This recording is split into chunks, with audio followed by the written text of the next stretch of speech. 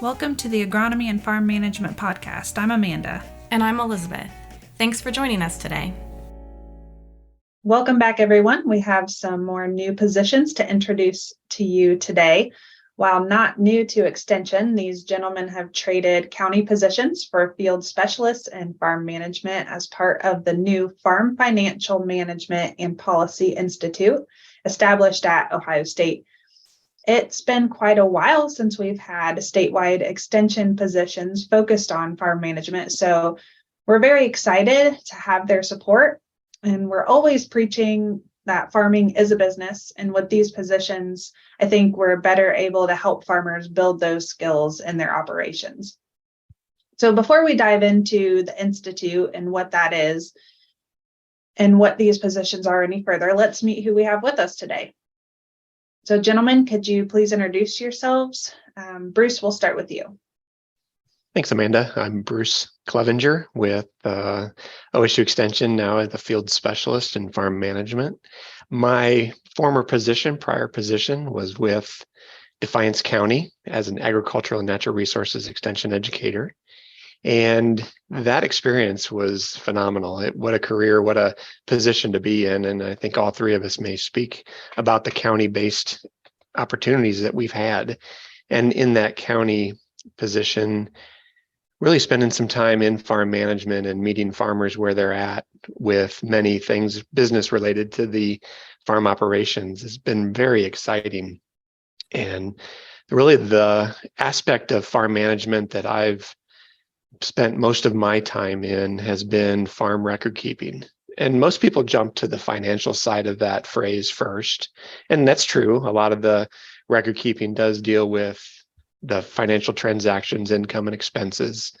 But a lot of times too, that can also include other activities around the farm, the production, inventories that are certainly financially related, but really build the case for what does the record keeping system say about the farm and help the CFO, CEO do with that information. And to me, that's been very exciting. The challenge with that has been every farm manager in Ohio may be at a different place where they're at, a starting point of where they might need some help or suggestions or tools. And that too has been exciting because really working one-on-one with farm businesses and helping them answer the questions that they have, not the question that I have for them, but really the question that they have about their own farm business. And again, interjecting some of those tools that are going to help them make better decisions economically, productively, and also environmentally. Can a record keeping system help do that? So really excited about this field of work that we've been in and now really able to spend more time as a field specialist specializing in this content area. So Bruce, hearing you talk about the expertise you're going to bring gets me really excited because when we talk about farm management, if we're not measuring it, if we're not keeping track of it, we can't do anything about it and make any changes to be better. So having you bring that flavor into Extension and give us the ability to help farmers improve their record keeping, I think is really exciting. So let's jump, and Eric, can you introduce yourself next? Hey, good morning, everybody. My name's Eric Richer. Like Bruce and like David, I also worked in the county as a county extension educator for about 10 years, just over 10 years.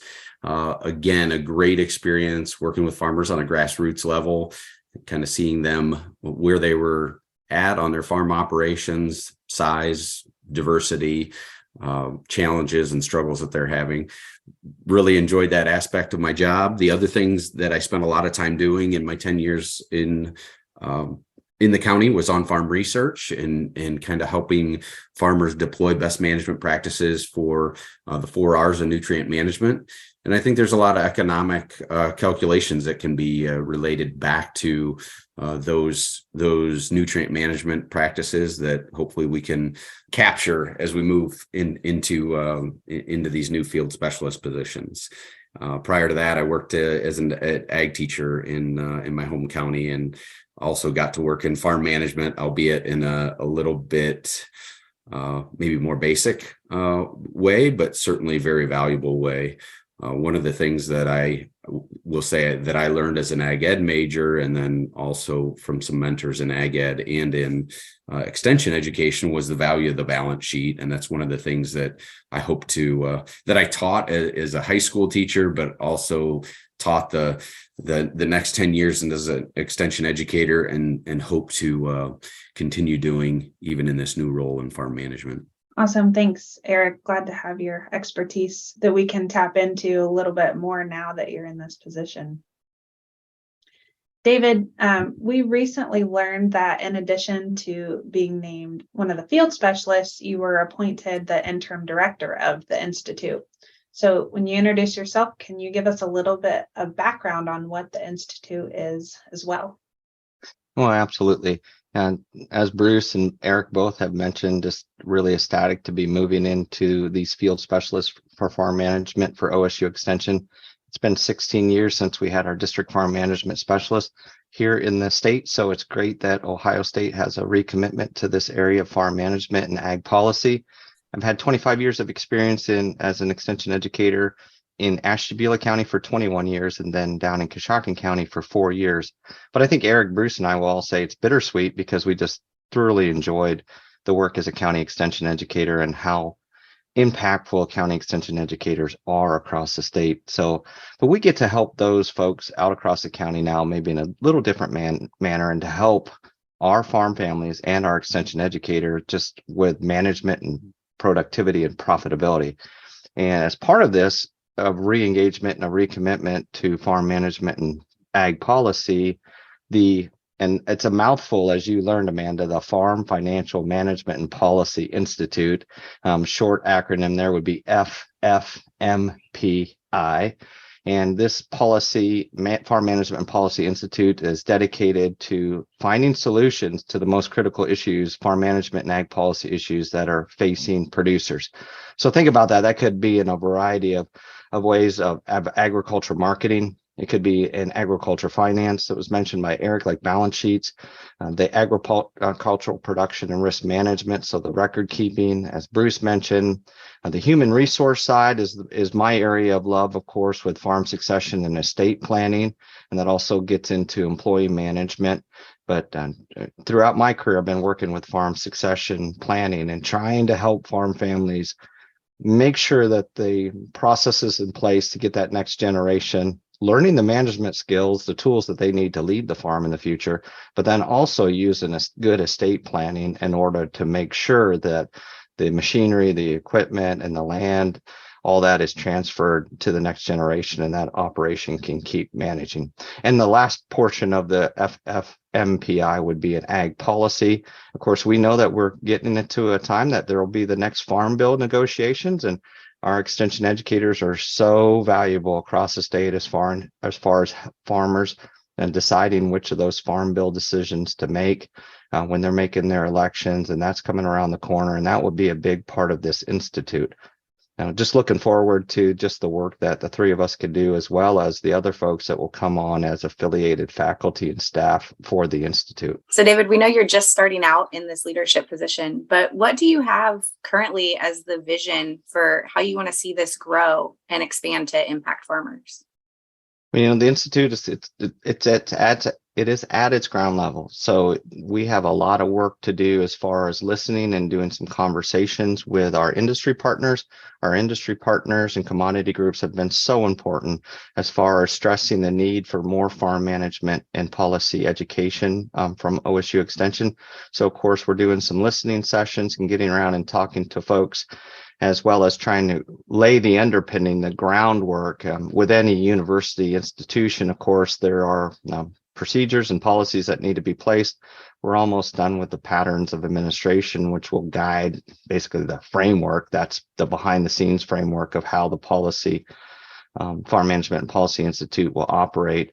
But then as the three of us, we've been in this for now not that long here in November. We're just trying to get our plan for some of the ways that we can push farm management forward. So long story short is we got a lot of work to do in a short amount of time, Elizabeth. I think it sounds like you're already on the right track, and hopefully our listeners can see these opportunities for listening sessions coming up and find ways to engage and make sure that their needs are heard and you guys can get to work on that stuff. So let's go back to Bruce. We want to hear from each of you with this new institute, how you see yourself fitting and what you think this position is going to look like as you develop your role. I think our partners and our producers around the state of Ohio are looking for farm management tools that they can use on a daily or weekly basis or throughout the year. There are so many tools in agronomy and maybe even animal sciences. Farm management is no different. There is a need out there for those day-to-day tools that are going to be helpful. And maybe it's a calculator of some sort. Maybe it's a quick connection to the resources that we already have at Ohio State with farm management. And so our ears are open right now. We want to hear from this audience listening to this podcast to tell us what are the tools that are going to be most helpful for them on the business side of their farm enterprises and what they need. And that's going to be a welcomed message, because that's exactly what the three of us and the Institute are designed to build and work on. And so the tools are something that are just going to be an excellent outcome and maybe a short-term win on a couple things for us and the Institute. Eric, any thoughts to add to that? Yeah, I think Bruce highlighted some really good things. As we talk with industry partners and again those commodity groups, I think we keep we need more in farm management, and then to some degree it stops right there. So I think not only are we listening to the needs of industry partners, what are those tools that can be more helpful? And I hope to continue working with Barry on some enterprise budgeting, and I think we can build some capacity in risk management education, in particular in crop insurance education, as well as the farm bill education and farm policy. Policy is in the acronym FFMPI. We all stumble through it, but policy is in there. Educators and field specialists, we need to be dialed into that. One action item that I'd call to the podcast attention is that earlier in the summer, the Ohio House, or the Ohio legislature, passed House Bill 95, which provided a tax incentive, a 3.99% tax incentive to landowners or landlords for leasing their land or selling their land to a certified Ohio beginning farmer. This team is going to be working diligently in kind of a three-pronged approach or proposal, if you will. Actually, that was submitted in mid-November here, kind of a three-pronged approach to meeting the needs of Ohio's new and beginning farmers as it relates to House Bill 95. And those are some really immediate kind of drinking out of the water hose type, fire hose, I should say, type needs that we're trying to address here before 2023 starts. Yeah, like Elizabeth said, you guys have a lot of work ahead of you. So Eric, you kind of led into where we want to go next with what projects you're working on, and maybe what you guys want to devote more time to. Is there anything you guys haven't mentioned yet that you're really hoping to accomplish? You've got your eye on maybe a big project down the road that you want to share with our listeners. Well, I would say as we're strategizing for the future, we're listening, but I want to be clear that the cupboard hasn't been bare, is not bare. And Eric mentioned Barry Ward, who does our budget, and he leads our tax school efforts. You think about Peggy Hall and Robert Moore, who have been doing so much great work in the agriculture and resource law program. And we have our folks that are working in women in ag. We have a whole small farm education team that's been working. So part of the Institute as we go forward is about getting a unified effort going forward, because there's so many facets, as both Bruce and Eric have mentioned. There's so many facets of farm management, and they sector into our agriculture industry, which is pretty diverse here in the state in so many ways. And we have small producers, we have direct marketing producers, we have large commodity producers. So we have a spectrum here that you just can't, it's just so cool to appreciate what we have here in the state of Ohio. And farm management is one of those areas that bridges all of what we do here in the state of Ohio. So it's going to be cool to some of the curriculum efforts. Eric mentioned one of the curriculum efforts with the beginner and small farmer program with that farm financial series. So we're looking at ways that we can continue to add value to what has been here, but just really push it forward. Yeah, that's a really great point, David. We've been talking about how these are new positions, but many of the people you mentioned we've had on the podcast as well as guests, and there has been a great effort. It certainly hasn't been an abandoned area in Extension, but looking forward to what you guys can build. I would Bruce? add too that there's some research that's needed out there to kind of overcome some of the taboo as to why farm operations maybe have a barrier to diving in and doing farm financial analysis, going beyond that tax return. What is that barrier? What's the stigma of actually getting that outside help or assistance in doing the accrual adjusted income statement, which really sounds nerdy, but could be one of the most valuable things that a senior generation, a junior generation, or a new and beginning farm operation may entail or take on as a common practice. But so what's the barrier? And I think we need to better understand that so that I can go into a meeting and talk openly about why these barriers exist, maybe make some people feel a little bit uncomfortable in the room so that they, on the drive home from that meeting or after listening to the podcast, they really start diving in and say, that is important. That is something that the business needs, but we need to understand and maybe talk a little bit about why those barriers exist.